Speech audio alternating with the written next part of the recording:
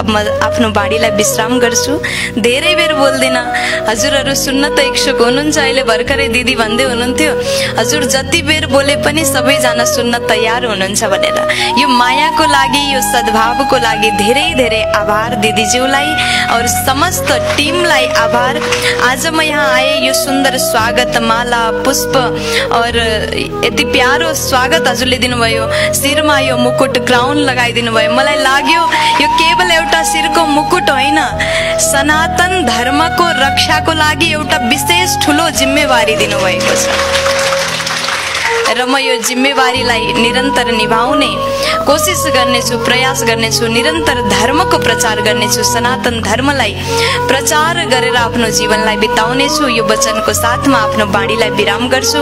सबैलाई जय श्री राधे। धेरै धेरै धन्यवाद। र हामीलाई त अझै अतृप्तता नै भएको छ, किनकि हामी अझै धेरै अपेक्षा गरेका थियौँ। फेरि पनि यो छोटो मिठो सारगर्भित यो अत्यन्तै प्रेरणादायी भागवत यो उहाँको वचनलाई घण्टौँको बनाएर हामीले फेरि आफ्नो जीवनमा धारणा गर्नेछौँ, जीवनलाई रूपान्तरण गर्नेछौँ। धेरै धेरै आभार व्यक्त गर्दछु हामी सम्पूर्ण ब्रह्मकुमारी ईश्वरीय विश्वविद्यालय परिवार र आज यहाँ पाल्नुभएका अन्य समस्त श्रद्धालु भागवत प्रेमी सम्पूर्ण महानुभावहरूको तर्फबाट पुनः दिलको गहिराईबाट अति हर्ष र सम्मानका साथ आभार व्यक्त गर्दछु।